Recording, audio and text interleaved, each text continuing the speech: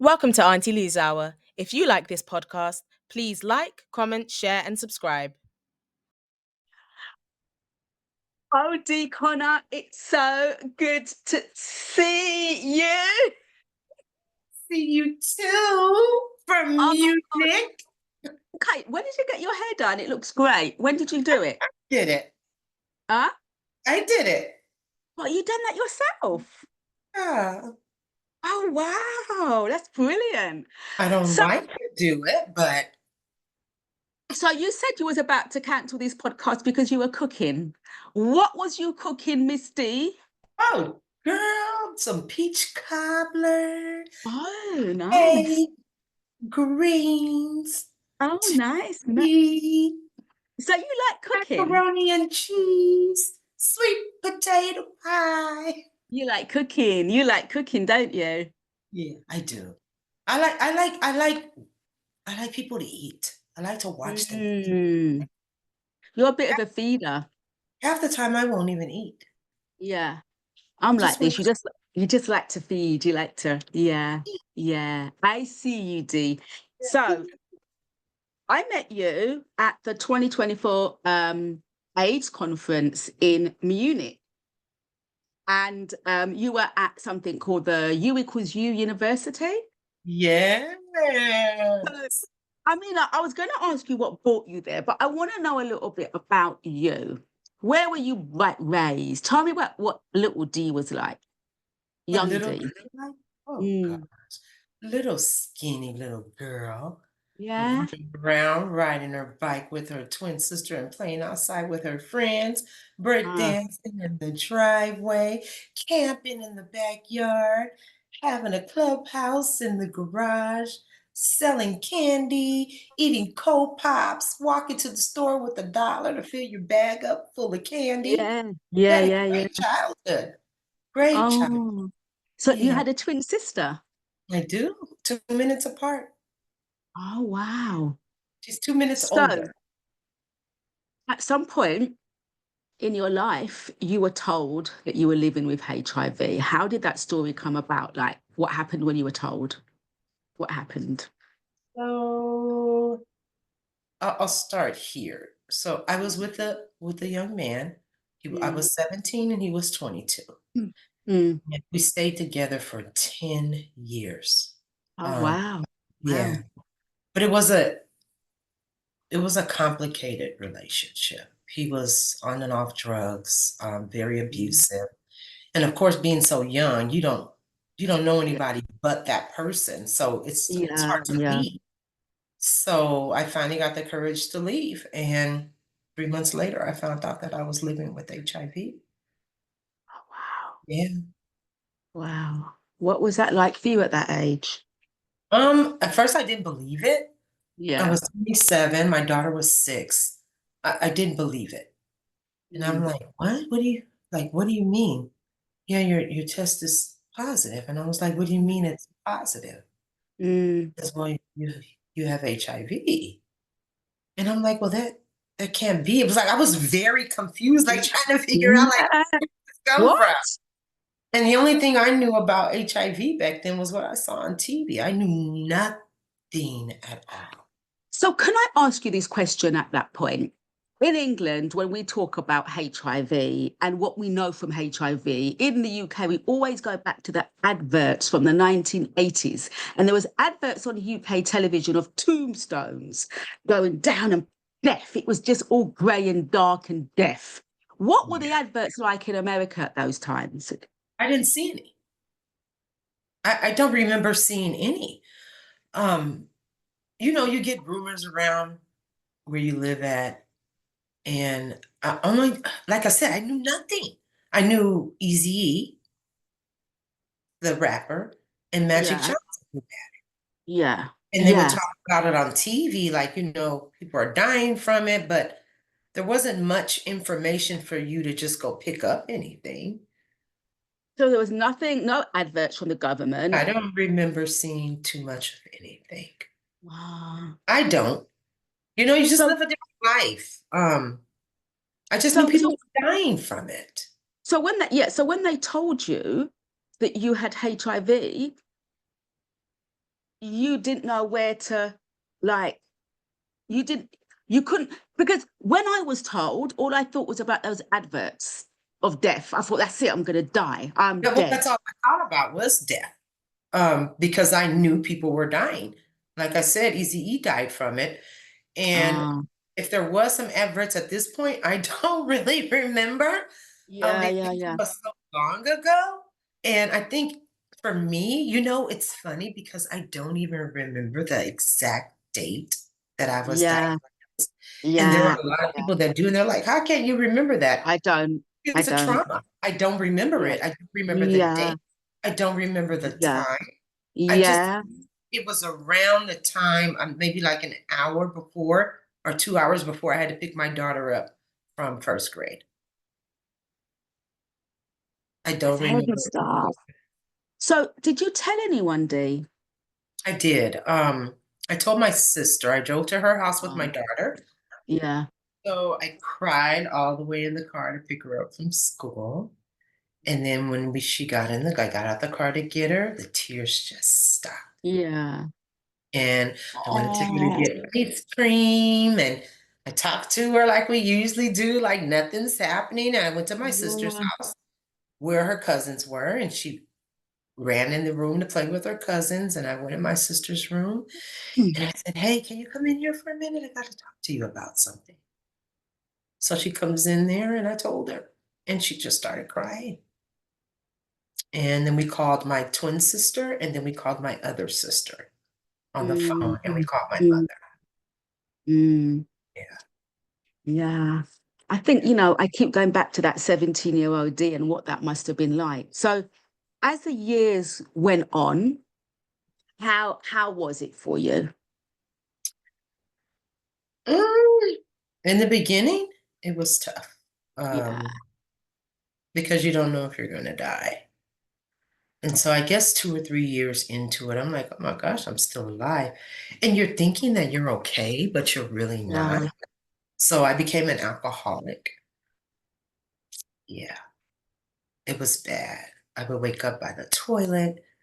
I was trying to hide it from my daughter. And I know at that school, I know they knew, because if I'm drinking that much, how could you not smell it on me? Even though I Yeah. was dressed from head to toe. But I didn't realize it at the time. Yeah. Was you a functioning alcoholic or non-functioning alcoholic? I was functioning. It was a functioning alcoholic. I was functioning. Yeah, but I would drink from the time I woke up, from the time I went to sleep. I had a flask in my purse. I mean, I can laugh about it now. Yeah, I had a flask in my purse. You know what? You just kind of you just reminded me of something because I think it's difficult. Not I say difficult, but like I always say I was a functioning alcoholic, but how much is too much? How do you know when you're drinking too much? Because like you, I dissociated. Like I forget stuff. I just don't remember half the stuff. But I do remember being at a bus stop on the way home, go into a shop or a liquor store, as you call it, buy a Mhm. little bottle of something, Yeah. hide it, and at the bus stop, I Yeah. couldn't wait until I got home. I I would, drink while I was driving. I would do the same thing when I get in the car. I pour it right in my flask. Um, how do you know enough is enough? I don't think you know enough is enough when you're drinking. So it was like almost daily that I would wake up literally by the toilet. Sometimes I didn't mm, even know how I got home. So I was driving like that too. I don't know how I got home. I remember one time I went to a baseball game, and yeah, I had one of those sports bottles full to the top with mm, alcohol, like no ice, no nothing. yeah. And I don't know how I got home. I can relate to you, Dee, because it numbs it, doesn't it? It just Yeah, well, it numbs started everything. for me because the medication was making me so sick. Ah, And so I started drinking. It started with wine. yeah. And I was like, oh gosh, this works. But in my head, I'm thinking it's working. Yeah. And then I just started drinking the strong stuff, like whiskey. Yeah, You and I know, messed up my regimen. I wasn't taking my meds, and then I became resistant to a whole group of meds oh, in the yeah, 90s. So guess what? There aren't any more meds.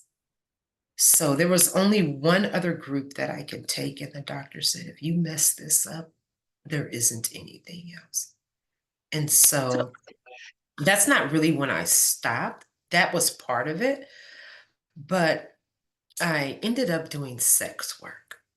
yeah, Like, I was like, and I'm not trying to make up excuses, but you yeah, just give up on everything. And I'm going to say it again.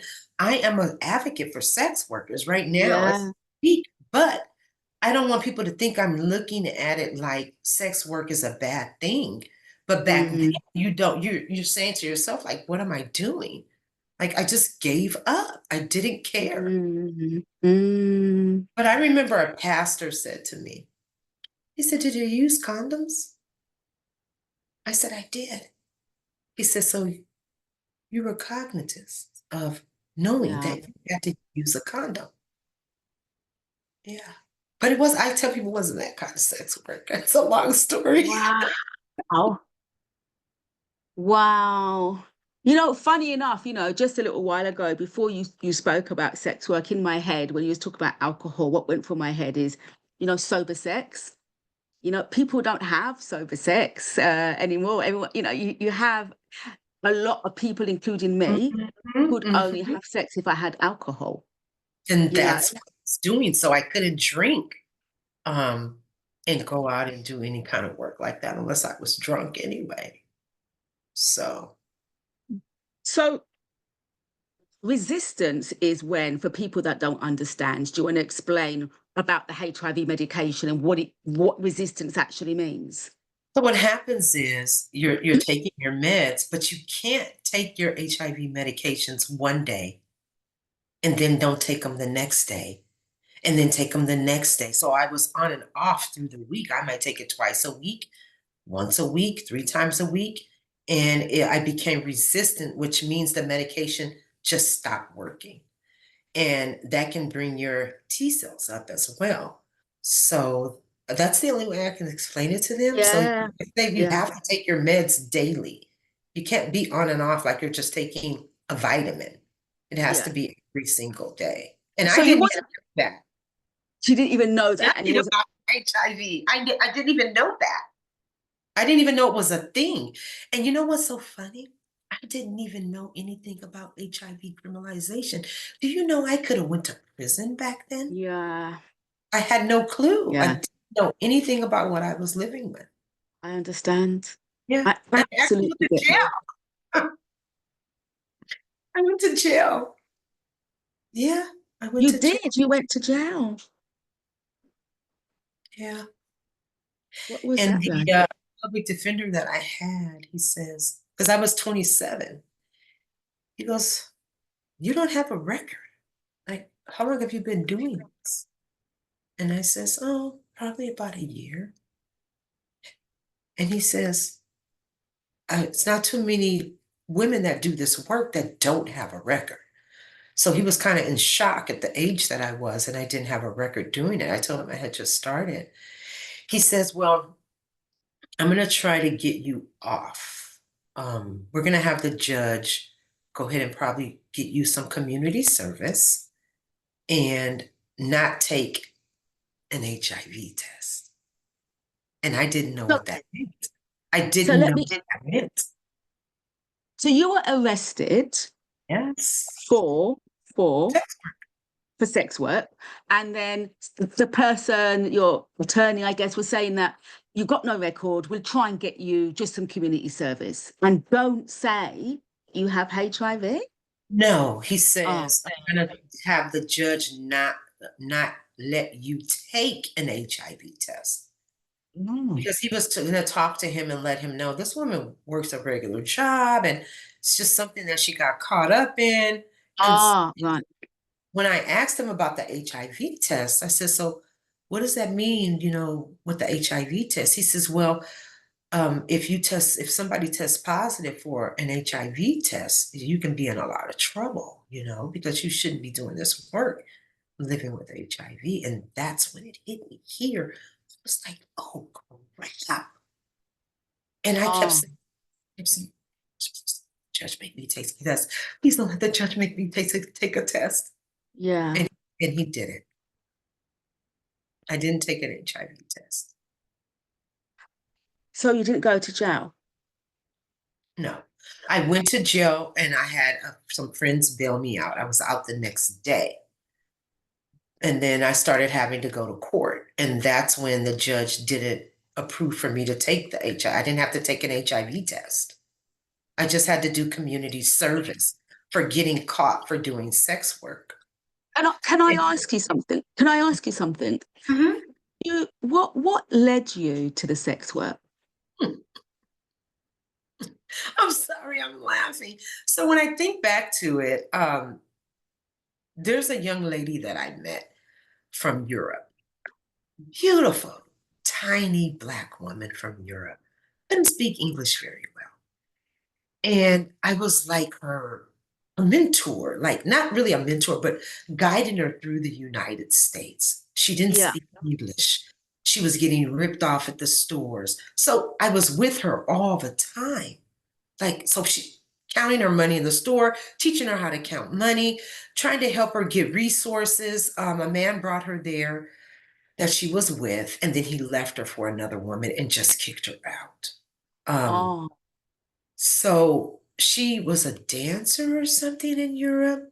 It tries to come back to me because it was so long ago. yeah, yeah. And she was doing like little bit of sex work here and there. And I would take her because I didn't want anything to happen to her. And then that's how it started with me. But both of us were out. Both of us. We were drinking heavily. It's Yeah. more common. It's more common than people realize that You fall alcohol is. without knowing it. And that's what happened for me. There was a time when I almost got beat up. And you'd think that I would have stopped then, but I didn't. Like I almost got raped by somebody. And I go back out a few days later, like, what are you doing? So for me, it was going to jail and then realizing that I was messing up my HIV regimen. And I said, I'm going to kill myself. HIV is not going to kill me. And then what's going to happen to my daughter? So I stopped. I just completely stopped. I stopped drinking. I got back on my meds. And yeah, I stopped. I didn't want to leave my daughter. I was killing myself. I was killing myself. Yeah. Oh my God, I'm connecting with you so deeply, so Yeah. deeply when it comes to children and the amount of times I self-destruct, Yeah. and it takes. Self-destruction is real. But I think if I didn't have my daughter, there's no telling where I would have been. Yeah, Because I always say that she saved my life. Because if she wasn't in my life, I could just continue to keep doing what I was doing. yeah. So that was the start of you, changing the course. So Hmm. what happened after that? You stopped the alcohol. Um, I went back to work like I was supposed to, because I took a leave of absence from work. And it was becoming close where I was going to lose my job because I hadn't went back. Did you take a leave of absence for the sex work Yeah. or the other work?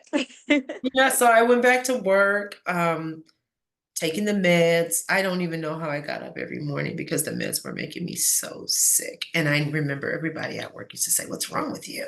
You look really tired." But it was the medication. Yeah, it was just eating me up inside. Yeah. How are you now with the medication? Is it working okay? Ooh, I am on one pill compared to the 14 pills I was taking back then. 13. Yeah. So I tell people it's like you sit them all on the table. It's like a task. Like, okay, I got to take this one with water. Yeah, Okay, I gotta take this yeah. one this morning with food. Okay, I got to take this one. Yeah, it was a So, task. so you take one pill, and you know you've heard of the injections, injectables. Every two Mhm. months, it's going to soon be hopefully once every 6 months that we can Yes, take yes, our yes. injection. I don't want the injections. The meds Yeah, are working. Like, what's the mm, point? mm, What you say? yeah, yeah. If it's not broken, don't try to fix Broken. Yeah, yeah. it. Yeah. So, And I don't like shots anyway. I don't even like pills. I gag still when I take the one pill. do you take any alcohol now? No, no. Yeah, yeah, Um, every now and again, like there's 3 bottles of alcohol sitting in the house, but they've been sitting there for like 4 months. They haven't been touched. They haven't been opened. They just sit there. And I know my little bar used to be full of alcohol, and my daughter used to say, "Why do you buy all this alcohol and you don't drink?" And I said, "I just want to fill up my bar for company, yeah. just for But don't company." don't you feel quite empowered that the alcohol isn't controlling you? And it makes me feel good that I could just walk right past them. I don't even think Yeah. about it in it. Yeah. So tell me about your HIV work. Like, what do you do now? Like when we met, I Mm. remember you saying that you had a table um, outside in the street and you'd get some coffee. Tell us that story. Oh, you remember that? I So do. in 2015, I actually started a podcast, and it was called Positively D's Discussion, but it was internet radio. Yeah. That went on from that to doing it live, and then I used to go outside. It was cold too. It was in December with a microphone and a camera, and have coffee or Starbucks gift cards for people and cookies. And I'd stand like at this bus stop because people were getting off the bus to, hey, come over here and talk to me. It's World AIDS Day. Yeah. And they're like, what is that? So I'll explain. I said, let me just film you a little bit. I'll give you a $10 or $5 Starbucks gift card. You can get some coffee and some cookies and some condoms and go about your way. You don't mind me filming you. And then a lot of people would say yes. And I just asked them questions. Do you know what HIV is? Do you know how people contract HIV? Yeah. What do people look like who live with HIV? And then I say, what if I told you that I was living with HIV? Mm, And they mm, and I says, I've been living with HIV so and so amount of years. They're like, you're kidding me. So I just yeah. to know that HIV doesn't have a face. And I did that for maybe 4 years. Yeah. Why did you do that? Because I wanted to educate the community. I wanted the community to know that HIV doesn't have a look, and to help, with that stigma. For me, it's always the stigma and trying Yeah. to reach the community. And I think I did a lot of good doing that. Yeah. Yeah. So like what was your relationship with stigma? I didn't have very much stigma in my life. Mm, yeah, me too. Yeah, yeah, yeah. My stigma was self Yeah. stigma. It's exactly, but you don't even realize you're doing it to yourself. Yeah. So, there was only maybe 1 or 2 incidents. My daughter's father's my daughter's grandfather, Mm, mm. I went in to drop my granddaughter off, and I had to use the restroom, and when I was in the restroom, he says, "Hey, there's a bottle of bleach next to the toilet. Ooh. Make Mm. sure you spray the toilet when you're finished." And when I left out and went outside to the car, I told my daughter's father, I says, "I'm never coming back over here again." And I Yeah. didn't. I said, "If Mm. you wanna live here with him and deal with that, you go right on ahead, but I am never coming back over here again. When I drop our daughter off, you can come outside and get her." And I never went Yeah. back inside. Yeah. So I knew then that I didn't like how it made me feel. Yeah. Yeah. But he dealt with it because he lived with it. So that's kind of heavy. So you're really vocal about your status. What drives you? I look at it like this. Why should I feel bad about who I am because I'm living with the virus? Yeah. It just doesn't make any sense to me. I'm the same person. So I want to continue to feel good about who I am. And I don't want society to make me feel any less. And so in doing that, it motivates me and drives me to keep being vocal so I can help other people see that it's okay. Yeah, I don't care at all. I don't know if people in my family are talking about me behind my back. I don't Yeah. care. Yeah. Yeah. I don't care. I'm Yeah. me. I'm the same person. You're you. Nothing changed about you. Just like you're living with the virus. We wake up every day just like anyone else. We go to work every day just like Yeah. anyone else. We're no different. We just pop a pill. That's it. Yeah. So what state do you live in, Dee? I'm in many states.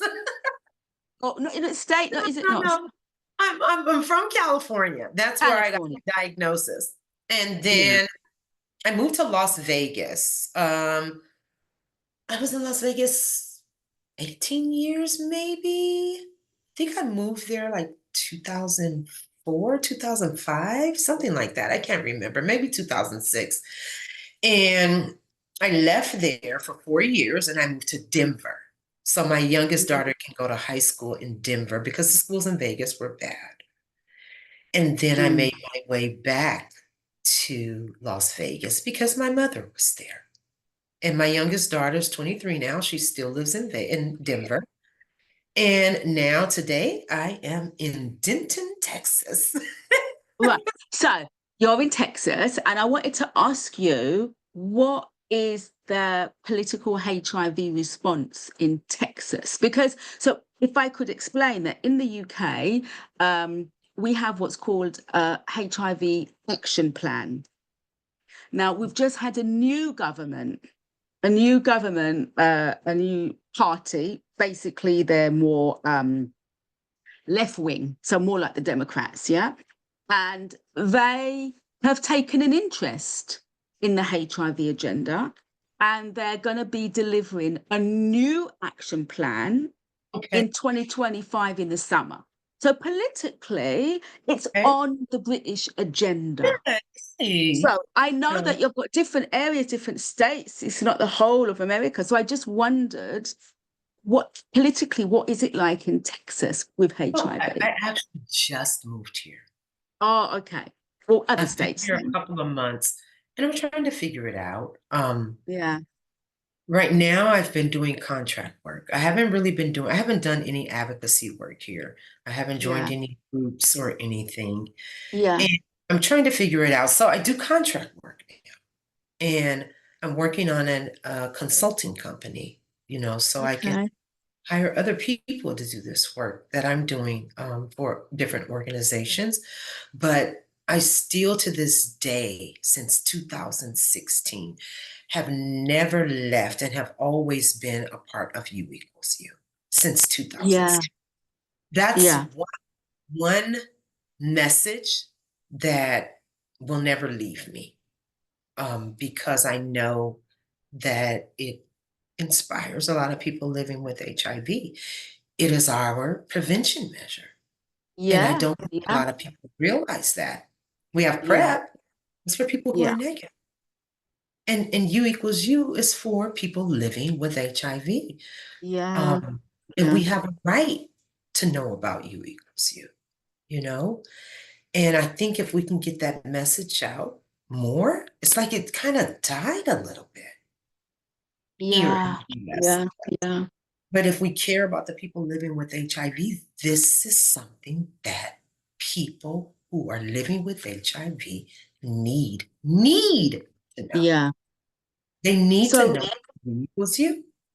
so there is a target, a 2030 target to have no new have no new cases of HIV by 2030. At the moment, the UK are not on that target, but there's a lot of organizations that are coming together that want, you know, to try to meet that target. There are certain things that need to be done. I just wondered, out testing, does that happen? Well, they have in the US called Ending the Epidemic, right? And there are organizations that get funding, Ending the Epidemic funding for their organization. And when I look at the whole picture, I say to myself, what are they actually doing? I know a lot of states and a lot of organizations that get Ending the Epidemic money, but what are they actually doing? Because the only way you're going to end the epidemic is if you go out and hit the ground testing people and linking them right into care. And I see no one doing that. They have all these programs, but what are you actually doing to end the transmissions of HIV? I just found out that Texas doesn't get Ending the Epidemic money. Oh. They're not part of Ending the Epidemic. They're not part of it. They're not on the map. Why? Especially in Houston, the rates of HIV are very high in Texas.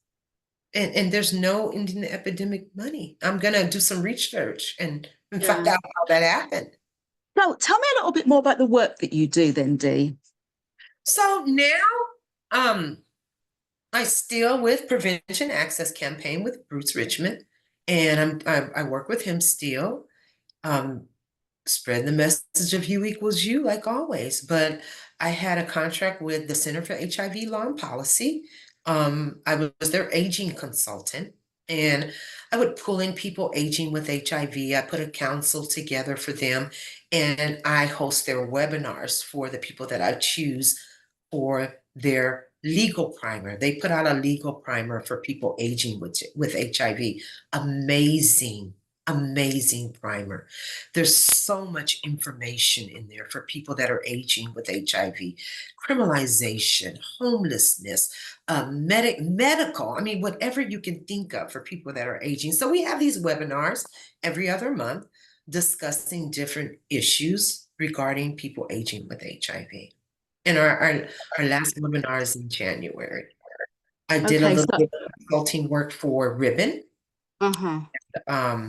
Again, aging, but the consulting work that I did for them was their Voices of Champion program that they had, and looking for those people in different states or communities who have done the work for 10 years or more, and interviewing them and getting them in PA Magazine.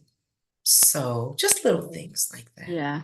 A lot of videography and and you've got some books as well, haven't you? I You've do. My book just came out. Triumph Over Trauma. It's about my life. There's a lot of things in that book that people think that they know who you are and what you've been through, but these were things that no one knew. Like I just discussed with you, the sex work. There's a lot in there that people didn't know. So the sex work is one of my new favorite subjects. You know, I think that people need to talk about it more. I think it's quite taboo. It reminds me of that, the HIV, sex work, all of that you don't talk about. I have a relative, a couple of relatives who do sex work. And for me, it's work.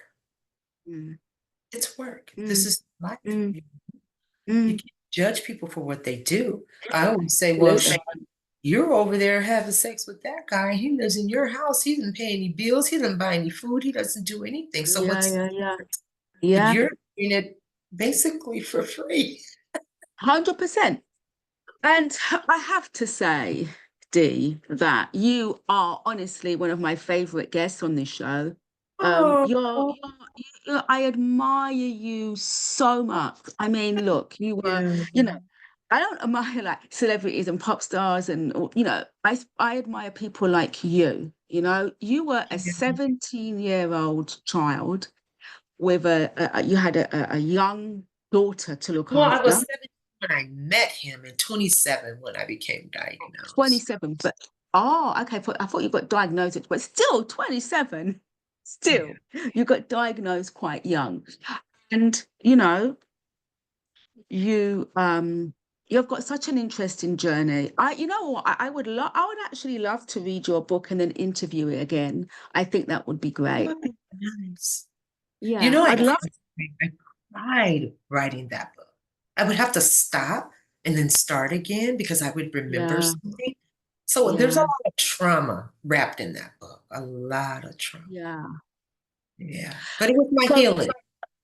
yeah, I hear you. I think that you're amazing. And so there's two. I normally end with one particular question, but I've got two questions for you. My two kind of ending, so to speak, or my last two questions. So one is, if there's somebody watching this that is in sex work, what would you say to them? Be safe. Okay. Be Okay. safe. Yeah. Be safe. And if there's somebody watching this who is living with HIV and have just got a diagnosis, what would you say to them? That it's going to be okay. That life doesn't stop because of your diagnosis. You actually start living once you accept it. It's okay. Yeah, it's okay. Yeah. Thank you so much, Dee. I think you're amazing. Me. How do people get in touch with you? What are your socials? My Instagram, my IG is at positively D with a Z, not an S. So positively is with a Z, positively DEE. On Twitter, it's Davina Connor, DAVINA CONNER. On TikTok, it's again positively D with a Z. And Facebook, Okay, Davina lovely. Well, I'm gonna put all this in the Positively D. I'm Yeah. going to put all this in the comments below. I think you're just an amazing woman. Stay on the line and we'll have another little chat while I end this podcast. You. So are you. Thanks for watching Aunty Lou's Hour. If you enjoyed today's episode, make sure to like, comment, share, and subscribe.